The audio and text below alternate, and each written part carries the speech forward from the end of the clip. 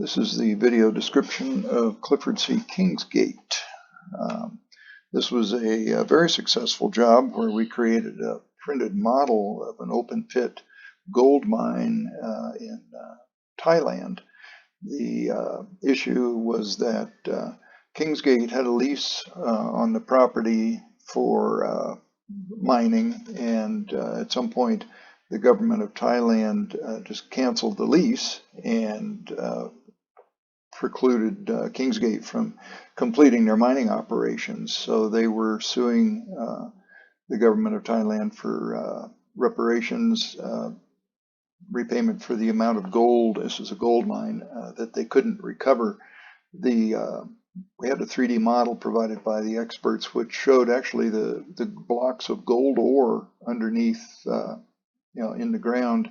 The yellow and green were I believe those are the ones we had mined so far, and the red and blue were the ones that couldn't be accessed because of the cancellation of the lease. So we had a very elaborate 3D model provided by the experts that showed how much ore and the quality of the ore that was underground and could be used as a basis for calculating the amount of money that they were kept from acquiring, since they couldn't get into it. The 3D model told a little story here about how this was produced. We had, like I mentioned, a very nice data set from the experts, so that was the source of our model. We built this little diagram to show that what we were going to build. The client suggested making this 1/2 meter in dimension, so it was quite large, and we mounted it on an acrylic plate. This is our proposal drawing. And then we took the data from the expert and subdivided it into 5 separate groups that could be printed. The entire 1/2 meter model couldn't be printed at once, so we had to break it into 5 pieces to be printed, and then the result was a model that was going to look like that. This is still a computer render of that model, and although we didn't do it, we could have done some animation with this. We didn't actually have any call for that, but there's a little animation clip here that shows an orbit around the facility and the 3D volumes here of gold ore that was the ones that had been excavated and the ones that were yet to be excavated, and which formed the basis of their claim against the government. The final model then looked like this.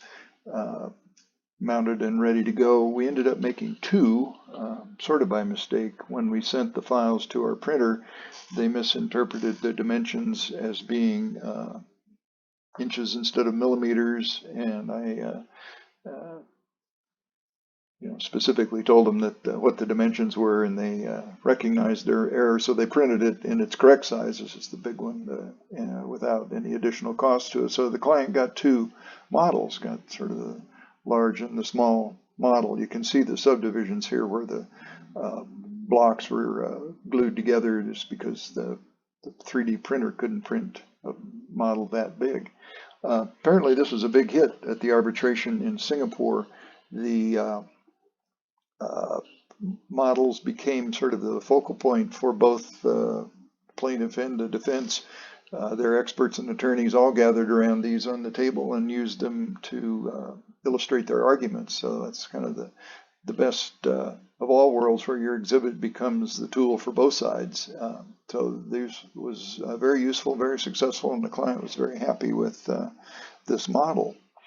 One of the other exhibits we produced was a pretty elaborate contamination map. One of the government's allegations was that this mine was releasing contaminants into the surrounding area, and we put together a pretty elaborate set of maps, interactive show, but built in PowerPoint, so that we could go through a depiction of where all the groundwater wells were, where the shallow wells were, where surface water sampling took place, where certain events that affected some of the government's claims took place. We've this version has redacted the names of the villages, so you can't figure out where it's at. Reference to different arsenic levels and other data plots that we were provided to kind of help support our story and to counteract the government's claim. So there's just quite a intense level of data here, and some other issues with private purchase property and some other overlay maps. So we had both a close-up map and a wide map that showed, again, the redacted village locations that were sampled, and then sampling points for various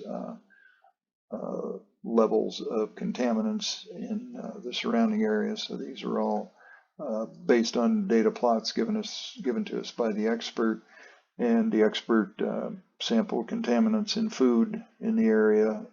So we got sort of a super interactive, comprehensive plot of where all these things were found in relationship to their distance from the mine, and the final arbitration made quite a bit of use out of this. And then arsenic levels in samples from the population at various levels. So this became a real valuable tool for the experts to describe what the data levels really were and how they were normal, sort of background level contaminants that weren't related to the proximity to the mine.